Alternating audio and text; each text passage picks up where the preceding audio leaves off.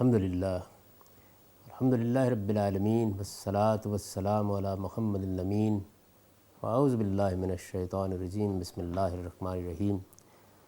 خواتین و حضرات، سورہ نساء کی آیت 160 سے ہم درس کی ابتدا کر رہے ہیں۔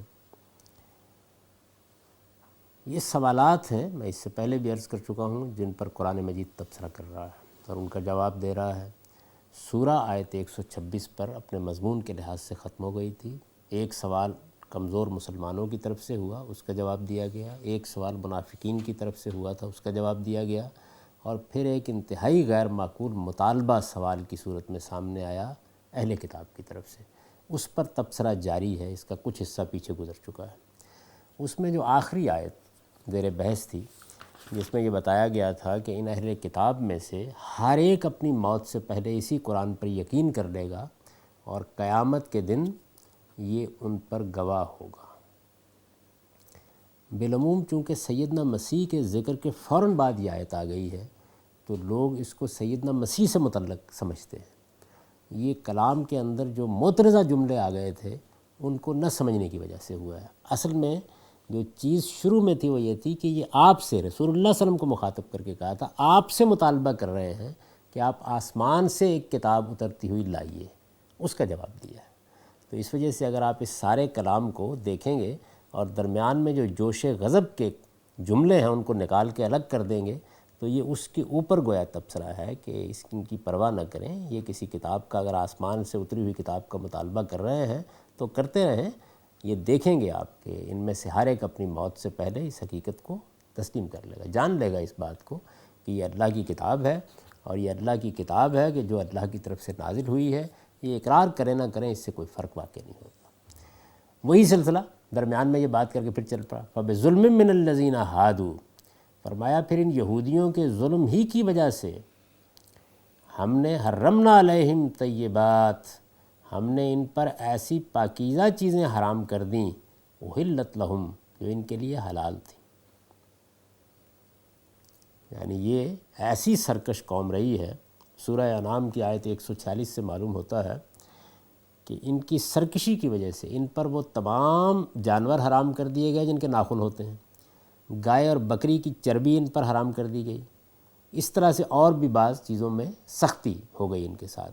یہ قرآن نے مثال دے کے بتایا ہے کہ وہ کیا وجہ ہوتی تھی کہ اللہ تعالیٰ اپنی شریعت میں کچھ زائد پابندیاں عائد کر کے ان کو سزا دیتے تھے۔ وہ مثال سورہ بقرہ میں زیر بحث آ چکی ہے۔ ان کو کہا گیا کہ قصابہ کے لیے گائے ذبح کرو، یعنی ایک عام سی بات تھی، کوئی سی گائے ذبح کرتے تھے، قربانی دینا تھی اور قربانی دے کے قسمیں کھانی تھی۔ تو بجائے اس کے کہ یہ جاتے اور کوئی سی گائے ذبح کر دیتے، انہوں نے گریز اور فرار کے راستے اختیار کیے، اور نتیجہ یہ نکلا کہ حکم انتہائی سخت ہو گیا۔ یعنی ایک ایسی گائے پر انگلی رکھ دی گئی کہ جس کو میسر کرنا آسان نہیں تھا۔ تو اسی طریقے سے جب یہ طرح طرح کے ہیلے تراشتے تو اللہ تعالیٰ کی طرف سے بعض سختیاں ان پر ہوتی ہیں۔ اس کا حوالہ دیا ہے کہ فَبِظُلْمٍ مِّنَ الَّذِينَ هَادُوا، یہ ان کا ظلم تھا جس کی وجہ سے، یعنی ہماری شریعت میں ایسی کوئی بات نہیں تھی، یہ ان کا ظلم تھا کہ جس کے نتیجے میں اللہ پاکیزہ چیزوں کو کبھی حرام نہیں کرتے، لیکن ان کے لیے وہ بھی حرام کر دی گئی جو ان کے لیے اصل میں حلال تھیں، احلت لہم وَبِصَدِّهِمْ عَن سَبِيلِ اللَّهِ كَثِيرًا، اور اس وجہ سے کہ یہ اللہ کی راہ سے بہت روکتے رہے ہیں، وَأَخْذِهِمُ الرِّبَا، اور یہ سود کھاتے رہے ہیں، وَقَدْ نُهُوا عَنْهُ، درا حال ہے کہ آج مسلمانوں کو نہیں، ان کو بھی اس سے روکا گیا تھا، وَأَكْلِهِمْ أَمْوَالَ النَّاسِ بِالْبَاطِلِ، اور یہ لوگوں کے مال باطل طریقوں سے کھاتے رہے ہیں، یعنی ان کے جرائم گنوائے جا رہے ہیں۔ اور یہ بھی انہی کے منکرین ہیں، منہم وَآتَدْنَا لِلْكَافِرِينَ مِنْهُمْ عَذَابًا أَلِيمًا، اور یہ انہی کے منکرین ہیں جن کے لیے ہم نے دردناک عذاب تیار کر رکھا ہے۔ یعنی یہ ان کے جرائم ہیں، یہ اس سطح پر پہنچے ہوئے ہیں، اور یہ اس مقام پر آ چکے ہوئے ہیں کہ باوصف اس کے کہ ایمان والے کہلاتے ہیں، اہل کتاب کہلاتے ہیں، لیکن کفر کے مقام پر پہنچے ہوئے ہیں، دل سے ایمان کی حقیقت سے محروم ہو چکے ہیں۔ تو نتیجے کے طور پر ان کے لیے بھی وہی عذاب، وہی دردناک عذاب تیار ہے جو اللہ تعالیٰ سری منکرین کے لیے تیار کیے ہوئے ہیں۔ تو اس کا حوالہ دے کر یہ بتایا کہ یہ جرائم ہیں ان کے، اللہ کی شریعت کے معاملے میں ہیلہ تراشیاں کیں، اس میں ظلم کے راستے نکالے، اللہ کی راہ سے لوگوں کو روکا، سود کھایا، اور اس کے باوجود کہ اس معاملے میں کوئی ابہام نہیں تھا، لوگوں کے مال باطل طریقوں سے کھاتے رہے۔ باطل طریقے یعنی وہ طریقے جو عدل کے خلاف ہیں، انصاف کے خلاف ہیں، معروف کے خلاف ہیں، دیانت کے خلاف ہیں، لین دین اور معاملات کی بنیاد حقیقی رضامندی پر جن پہ نہیں ہوتی، اور جس میں دوسرے کے مفادات کو نقصان پہنچایا جاتا ہے، اپنی مفادات کو پیش نظر رکھا جاتا ہے، ضرر غرر ہدف جن چیزوں میں بنایا جاتا ہے چیزوں کو، وہ ساری چیزیں جو ہے اس کے اندر آ گئی ہیں۔ چنانچہ چوری، غبن، کم تولنا، ملاوٹ کرنا، اس نوعیت کے جتنے معاملات ہیں جو ہمارے معاشرے میں ہم مسلمانوں میں عوام دیکھ رہے ہیں، یہ سب ان کا ذکر ہے۔ لوگوں کا مال باطل طریقے سے کھانا، یہ نہایت جامع تعبیر ہے ان سب معاملات کی جن میں ہم معیشت میں اللہ تعالیٰ کے احکام اور بنیادی اخلاقی اصولوں کی خلاف ورزی کرتے ہیں۔ اگر کسی کا مال ہڑپ کیا جا رہا ہے، کسی یتیم کا مال کھانے کے لیے مختلف طریقے اختیار کیے جا رہے ہیں، دھوکہ دے کے کسی کو کچھ چیز بیچی جا رہی ہے، عیب بتائے بغیر کسی چیز کو فروخت کیا جا رہا ہے، بازار میں بیٹھ کر قسمیں کھا کے جھوٹ بولا جا رہا ہے، اگر ملاوٹ کی جا رہی ہے، اگر لوگوں کو کم تول کے دیا جا رہا ہے، تو یہ اصل میں اکل الاموال بالباطل ہے، باطل طریقے سے لوگوں کا مال کھانا ہے۔ تو فرمایا یہ سارے اخلاقی جرائم ان کے اندر عام ہو چکے ہوئے تھے، اور اس کا جو نتیجہ ہے وہ یہ ہے کہ پھر یہ اس مقام پر پہنچ گئے کہ یہ انہی کے منکرین ہیں جن کے لیے ہم نے دردناک عذاب تیار کر رکھا ہے۔ قرآن مجید کا عام طریقہ ہے وہ یہی ہے کہ جب وہ اس مقام پر پہنچ جاتا ہے تو پھر ان لوگوں کا ذکر بھی ضرور کرتا ہے کہ جو ان کے اندر صالحین ہیں۔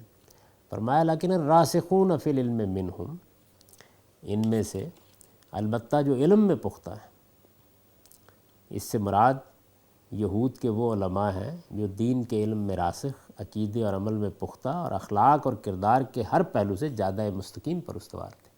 یعنی ایسا نہیں ہوتا کہ صالحین قوم سے بالکل ہی ختم ہو جائے، تو ان کا اب ذکر کیا ہے کہ ان کے اندر سے وہ لوگ البتہ کہ جو علم میں رسوخ رکھتے ہیں۔ چاہے اس سے پہلے کہ اس آیت کو ہم سمجھیں، یہ بھی دیکھ لیجئے کہ پیچھے جتنے جرائم کی طویل فہرست آئی ہے، اس طویل فہرست کو تو سنا دیا گیا ہے، لیکن اس کو سنانے سے مدعا کیا ہے؟ جرائم کی فہرست کے اندر ایک معترضہ جملہ آ گیا تھا، وہ ختم ہوا، اس کے ختم ہونے کے بعد پھر جرائم کے بیان کا سلسلہ شروع ہو گیا، پھر ایک اور طویل جملہ معترضہ آ گیا، اس کے بند ہوتے ہی پھر فہرست جرائم آ گئی۔ یہ جو اسلوب بیان اختیار کیا ہے قرآن مجید نے، یہ متکلم کے زور بیان، جوش، سامع کی ذہانت، دعوے کی قوت، وضاحت اور فیصلے کے مستغنی عن البیان ہونے کو ظاہر کرتا ہے۔ یعنی جب آپ جرائم گنوا رہے ہیں تو یہ بتانے کی ضرورت نہیں ہے کہ یہ کس انجام کو پہنچیں گے۔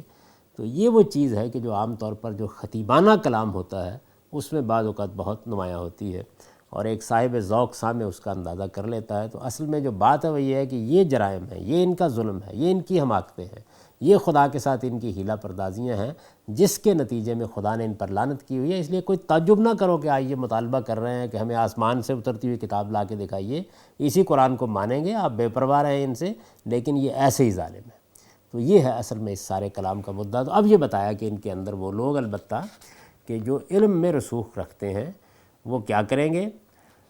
والمومنون یؤمنون بما انزل الیک، یعنی وہ بھی جو علم میں رسوخ رکھتے ہیں اور وہ بھی جو ایمان والے ہیں۔ یعنی ایک تو وہ ہیں کہ جو علماء ہیں یہود کے، اور دوسرے وہ عام لوگ کہ علماء تو نہیں ہیں لیکن اپنی سلامتی طبع اور پاکیزگی سیرت و کردار کے باعث اپنے علم کی حد تک تورات کی ہدایت پر قائم ہیں، اور اس لحاظ سے گویا سچے اہل ایمان ہیں۔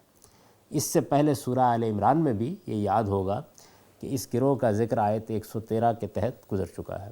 یہ اسی کا حوالہ دیا ہے کہ ان کے اندر وہ لوگ البتہ کہ جو علم میں رسوخ رکھتے ہیں، یعنی ان کے علماء میں پختہ سیرت و کردار اور پختہ علم کے لوگ ہیں، ان کے عام مومنین یؤمنون بما انزل الیک، وہ جو کچھ آپ پر نازل کیا گیا اس پر ایمان لائیں گے، وما انزل من قبلک، اور جو آپ سے پہلے اتارا گیا ہے اس پر بھی ایمان لائیں گے۔ وہ مان رہے ہیں اس کو، ان کے ہاں کوئی تردد نہیں ہے، انہوں نے قبول کر لیا اس بات کو۔ یعنی جن علماء میں دین کا صحیح رسوخ تھا، سچا علم تھا، وہ بھی، اور وہ بھی کہ جو عام لوگ تھے، ایمان والے تھے، تورات کے معاملے میں صالح تھے، سچی بات کو ماننے کے لیے تیار تھے، فرمایا وہ مان رہے ہیں، ان کے بارے میں کوئی تردد نہیں ہے۔ والمقیمین الصلاۃ، اور خاص کر ان کے اندر نماز کا اہتمام کرنے والے، خاص کر، یعنی اس میں جو اسلوب اختیار کیا ہے تو اس میں یہ طریقہ اختیار کیا ہے کہ اعراب میں کچھ تبدیلی کر دی ہے۔ یہ جب ہوتی ہے تو اس کا مطلب یہ ہوتا ہے کہ خاص کر کا مضمون الفاظ میں، الفاظ کے اندر نہیں بولے گئے یہ الفاظ خاص کر کے، لیکن وہ خود بخود ادا ہو گیا ہے۔ خاص کر نماز کا اہتمام کرنے والے، والموتون الزکوٰۃ، اور زکوٰۃ دینے والے، والمؤمنون باللہ والیوم الآخر، اور اللہ پر اور قیامت کے دن پر ایمان رکھنے والے، یعنی ان کے اندر وہ لوگ جو ہیں وہ مان رہے ہیں، وہ کہ جو نماز کا اہتمام کرتے تھے۔ تو معلوم ہوا کہ جو یہود کے دین میں ہدایت دی گئی تھی وہ اللہ ہی کی ہدایت تھی، اس میں نماز تھی، اس میں زکوٰۃ تھا، اس میں قیامت پر ایمان تھا، اللہ پر ایمان تھا۔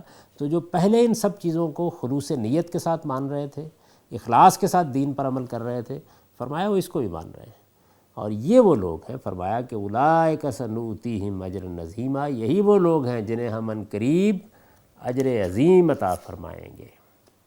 فرمایا کہ یہ لوگ ہیں کہ جو ان کے اندر فی الواقع ماننے والے لوگ ہیں، اور ان کو کوئی تردد پیش نہیں آئے گا، یہ اس طرح کے مطالبات نہیں کریں گے، ان کی پرواہ نہ کرو۔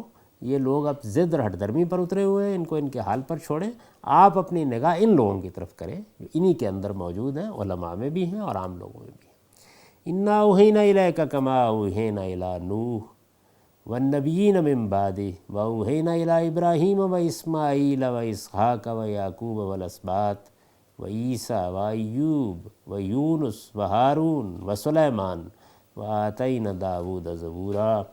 فرمایا ان کی پرواہ نہ کرو اے پیغمبر، ہم نے تمہاری طرف اسی طرح وحی کی ہے جس طرح نوح پر اور اس کے بعد آنے والے پیغمبروں پر کی تھی۔ ہم نے ابراہیم، اسماعیل، اسحاق، یعقوب کی اولاد عیسیٰ، ایوب، یونس، ہارون، سلیمان کی طرف بھی وحی کی، اور داؤد کو ہم نے زبور عطا فرمائی تھی۔ زبور کا جو لفظ ہے اس آیت میں جس طریقے سے آیا ہے اس سے یہ معلوم ہوتا ہے کہ الہامی کتابوں میں اس کو ایک خاص اہمیت حاصل ہے۔ وہ اگر آپ زبور کو پڑھیں تو اندازہ ہوتا ہے کہ وہ اصل میں مناجاتیں ہیں، یعنی اللہ تعالیٰ کے حضور میں بندے کو کس جگہ کھڑا ہونا چاہیے۔ مناجاتیں خواہ زبور کی ہوں یا دعائیں یا مناجاتیں جو رسالت میں آپ صلی اللہ علیہ وسلم سے ہم کو ملی ہیں، دونوں کو پڑھنے سے معلوم ہوتا ہے کہ خدا کی سچی معرفت کس طریقے سے الفاظ کی صورت اختیار کرتی ہے۔ یعنی ایک بندہ مومن کے اندر جب ایمان راسخ ہوتا ہے، اس کے دل میں اترتا ہے، اس کو اللہ کی سچی معرفت حاصل ہوتی ہے، خدا سے اس کا ایک براہ راست تعلق پیدا ہوتا ہے، اپنی عاجزی کا احساس اس کے اندر ہوتا ہے، وہ بندگی کو ٹھیک طرح سے دریافت کر لیتا ہے کہ وہ کیا چیز ہے، خدا کی عظمت کا اعتراف کرتا ہے، اپنے پورے وجود سے اس کے سامنے جھکتا ہے، وہ کیسے عرضداشت کرتا ہے، کیسے اس بات کا اعتراف کرتا ہے۔ جیسے رسالت میں آپ صلی اللہ علیہ وسلم کی دعائیں ہیں کہ انا عبدک ابن عبدک، میں بندہ ہوں، تیرے بندے کا بیٹا ہوں، ابن امتک، تیری بندی کا بیٹا ہوں۔ تو یہ جو الفاظ ہیں، ناصیت بیدک، میری پیشانی کے بال تیرے ہاتھ میں ہے، اور پھر یہ کہ عدل فی قضاؤک، تیرا جو فیصلہ ہے میرے ہاں وہ سب انصاف پر مبنی ہے۔ تو کس طرح بندہ اپنے آپ کو اپنے پروردگار کے سامنے پیش کرتا ہے وہ زبور میں بہت نمایاں ہے۔ تو فرمایا کہ ہم نے اس سے پہلے جو وحی کی تھی وہی ہم نے تمہاری طرف بھی کی ہے۔ وَرُسُلٌ قَدْ قَصَصْنَاهُمْ عَلَيْكَ مِن قَبْلُ، ہم نے ان رسولوں کی طرف بھی وحی بھیجی جن کا ذکر تم سے پہلے کر چکے ہیں۔ وَرُسُلًا لَمْ نَقْصُصْهُمْ عَلَيْكَ، اور ان رسولوں کی طرف بھی جن کا ذکر تم سے نہیں کیا۔ وَكَلَّمَ اللَّهُ مُوسَىٰ تَكْلِيمًا، اور موسیٰ سے تو اللہ نے کلام کیا تھا جس طرح کہ کلام کیا جاتا ہے۔ انبیاء علیہ السلام کے نام جس ترتیب سے یہاں گنائے گئے ہیں ان میں کیا لحاظ رکھا گیا ہے؟ حضرت نوح سے لے کر حضرت یعقوب اور ان کی اولاد کے ذکر تک تو تاریخی ترتیب ہے، اگر آپ دیکھیں تو تاریخی ترتیب کے ساتھ وہاں تک بات پہنچی ہے۔ اس کے بعد ترتیب صفاتی ہو گئی ہے۔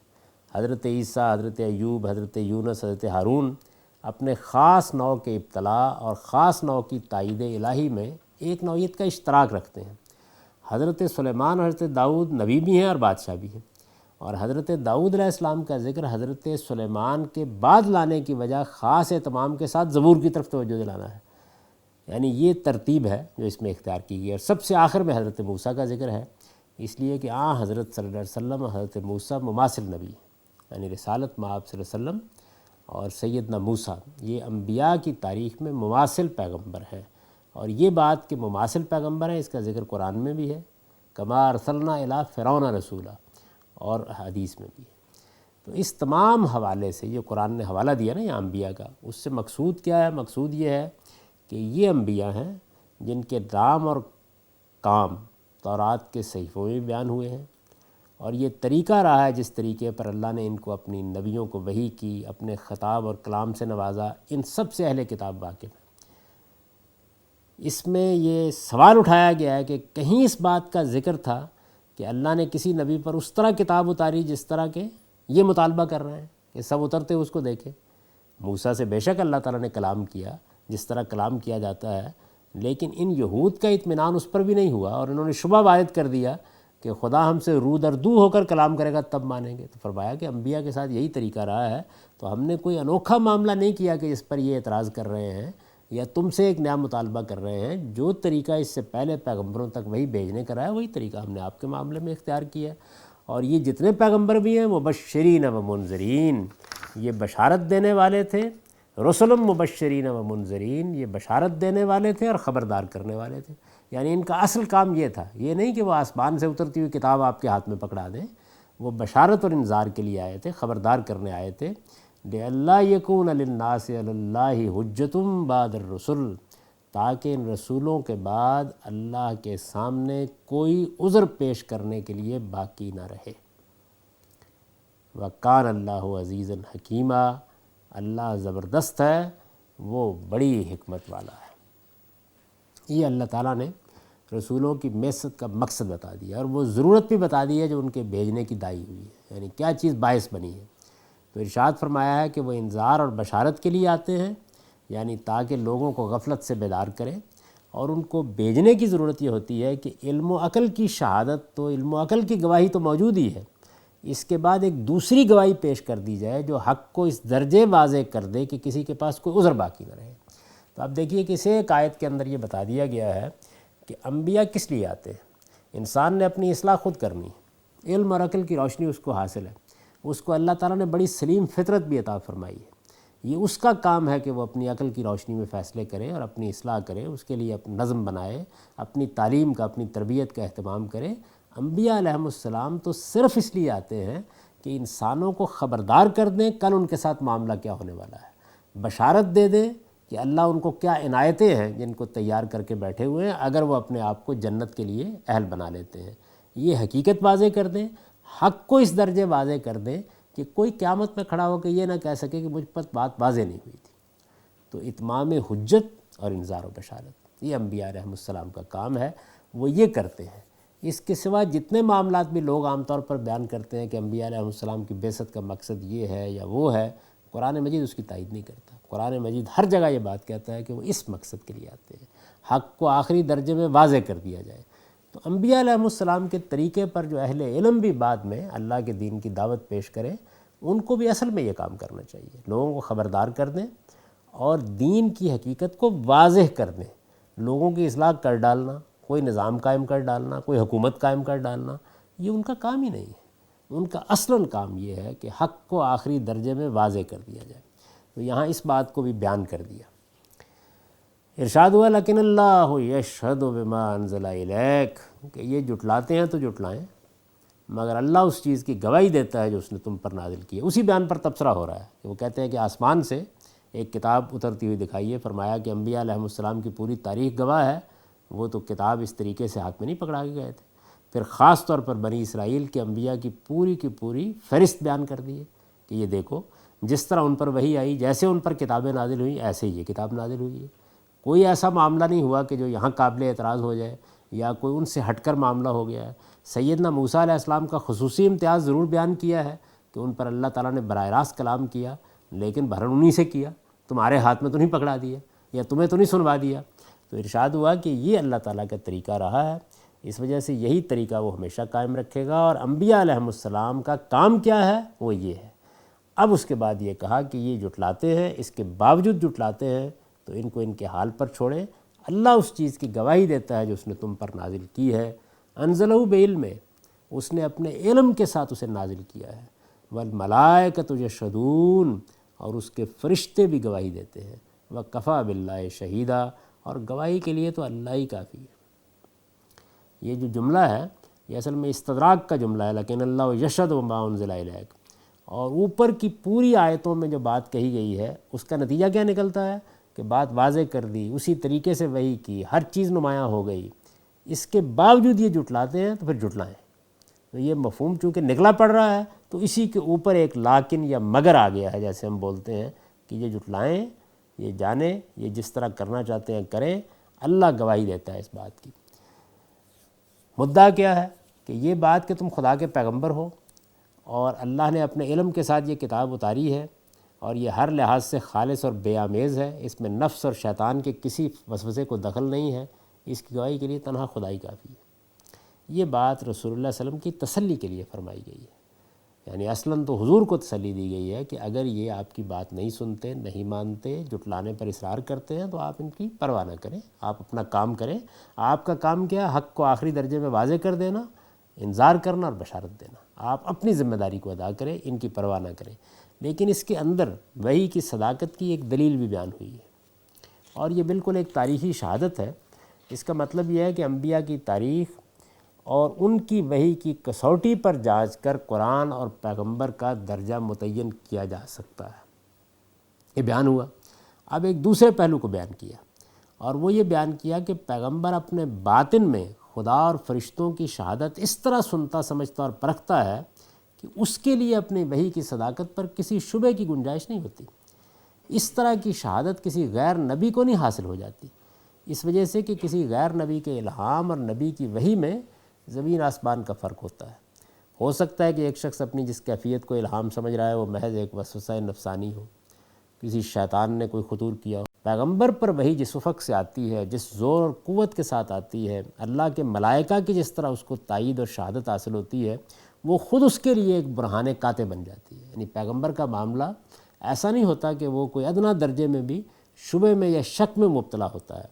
وحی کی صداقت کا یہی پہلو ہے جس کی وجہ سے ساری خدائی بھی اسے جھٹلا دے، تب بھی پیغمبر کے اعتماد میں کوئی فرق نہیں آتا۔ یعنی اس کی بزم و انجمن خود اس کے اندر موجود ہوتی ہے، اور اس کو خدا اور روح القدس کی تائید حاصل ہوتی ہے۔ یہی وہ چیز ہے جس کو سورہ نجم میں قرآن نے واضح کیا، جہاں پہلی وحی کا واقعہ بیان کیا کہ پہلی مرتبہ وحی آئی، پھر دوسری مرتبہ آئی۔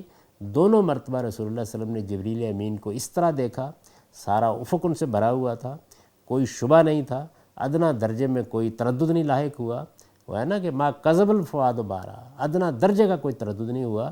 وہ قریب آئے اور کعبہ قوسین او ادنا، دو کمانوں کے برابر فاصلہ رہ گیا، اور انہوں نے وحی کی اپنے خدا کے بندے کو، جو کہ وحی انہوں نے کرنا تھی۔ تو اس طریقے سے یہ شہادت خود پیغمبر پر واقع ہوئی ہے۔ تو اب حضور کو تسلی دی گئی کہ خدا گواہی دیتا ہے کہ آپ کے پاس حق آیا ہے، فرشتے گواہی دے رہے ہیں، آپ کو اس کی کیا پرواہ ہے، آپ اپنا کام کریں، اپنی ذمہ داری کو ادا کریں۔ ارشاد ہوا کہ ان الذین کفروا وصدوا عن سبیل اللہ قد ضلوا ضلالا بعیدا، کہ جن لوگوں نے ماننے سے انکار کر دیا ہے اور خدا کی راہ سے لوگوں کو روک رہے ہیں، وہ بڑی دور کی گمراہی میں جا پڑے ہیں۔ ان الذین کفروا وظلموا، اور جنہوں نے ماننے سے انکار کیا اور اس طرح اپنی جانوں پر ظلم ڈھایا ہے، لم یکن اللہ لیغفر لہم ولا لیہدیہم طریقا، اب اللہ انہیں بخشنے والا نہیں ہے اور نہ انہیں جہنم کے سوا کسی راستے کی ہدایت دینے والا ہے، الا طریقہ جہنم، اب جہنم ہی ان کے لیے ہے، خالدین فیہا ابدا، یہ اس میں ہمیشہ رہیں گے۔ وَكَانَ ذَلِكَ عَلَى اللَّهِ يَسِيرًا، اور اللہ کے لیے یہ بہت آسان ہے، اللہ کے لیے کچھ مشکل نہیں ہے اس میں، جب کہ اس نے فیصلہ کر دیا کہ حق پہنچا دیا گیا، ہدایت واضح کر دی گئی، تو فرمایا کہ جب یہ انکار پر اصرار کر رہے ہیں، جھٹلانے پر اصرار کر رہے ہیں، ظلم کرنے کا انہوں نے فیصلہ کر لیا ہے، اپنی جانوں پر ظلم ڈھالے ہیں، تو اب اللہ ان کو بخشنے والا نہیں ہے۔ ان کے لیے اب راستہ جہنم کا ہے، اللہ تعالیٰ وہی ان کے لیے کھولے گا اور یہ وہیں پہنچیں گے۔ ان آیات کا سارا ترجمہ سن لیجئے۔ ارشاد فرمایا ہے، پھر ان یہودیوں ہی کے ظلم کی وجہ سے ہم نے ایسی پاکیزہ چیزیں بھی ان پر حرام کر دی تھیں جو ان کے لیے حلال تھیں، اور اس وجہ سے کہ یہ اللہ کی راہ سے بہت روکتے رہے ہیں، اور اس وجہ سے کہ سود لیتے رہے ہیں، دراں حالے کہ انہیں اس سے روکا گیا تھا، اور اس وجہ سے کہ یہ لوگوں کا مال باطل طریقوں سے کھاتے رہے ہیں، اور یہ انہی کے منکرین ہیں جن کے لیے ہم نے دردناک عذاب تیار کر رکھا ہے۔ ان میں سے البتہ جو علم میں پختہ ہیں اور جو ایمان والے ہیں، وہ اس چیز کو مانتے ہیں جو تم پر اتاری گئی اور جو تم سے پہلے اتاری گئی، اور خاص کر نماز کا اہتمام کرنے والے اور زکوٰۃ دینے والے اور اللہ پر اور قیامت کے دن پر ایمان رکھنے والے ہیں، یہی وہ لوگ ہیں جنہیں ہم عنقریب اجر عظیم عطا فرمائیں گے۔ ان کی پرواہ نہ کرو اے پیغمبر، ہم نے تمہاری طرف اسی طرح وحی کی ہے جس طرح نوح پر اور اس کے بعد آنے والے پیغمبروں پر کی تھی۔ ہم نے ابراہیم، اسماعیل، اسحاق، یعقوب، اولاد یعقوب، عیسیٰ، ایوب، یونس، ہارون اور سلیمان کی طرف بھی وحی کی، اور داؤد کو ہم نے زبور عطا فرمائی تھی۔ ہم نے ان رسولوں کی طرف بھی وحی بھیجی جن کا ذکر تم سے پہلے کر چکے ہیں، اور ان رسولوں کی طرف بھی جن کا ذکر تم سے نہیں کیا، اور موسیٰ سے تو اللہ نے کلام کیا تھا جس طرح کلام کیا جاتا ہے۔ یہ رسول جو بشارت دینے والے اور خبردار کرنے والے بنا کر بھیجے گئے تاکہ ان رسولوں کے بعد اللہ کے سامنے کوئی عذر پیش کرنے کے لیے باقی نہ رہے۔ اللہ زبردست ہے، وہ بڑی حکمت والا ہے۔ یہ جھٹلاتے ہیں تو جھٹلائیں، مگر اللہ اس چیز کی گواہی دیتا ہے جو اس نے تم پر نازل کی ہے، اس نے اپنے علم کے ساتھ اسے نازل کیا ہے، اور اس کے فرشتے بھی گواہی دیتے ہیں، اور گواہی کے لیے تو اللہ ہی کافی ہے۔ جن لوگوں نے ماننے سے انکار کیا ہے اور اللہ کی راہ سے روکا ہے، وہ بڑی دور کی گمراہی میں جا پڑے ہیں۔ جن لوگوں نے ماننے سے انکار کیا اور اس طرح اپنی جانوں پر ظلم کیا ہے، اللہ انہیں بخشنے والا نہیں ہے، اور نہ انہیں جہنم کے سوا کسی راستے کی ہدایت دینے والا ہے۔ یہ اس میں ہمیشہ رہیں گے، اور اللہ کے لیے بہت آسان ہے۔ اقول قولی ھذا واستغفر اللہ لی ولکم ولسائر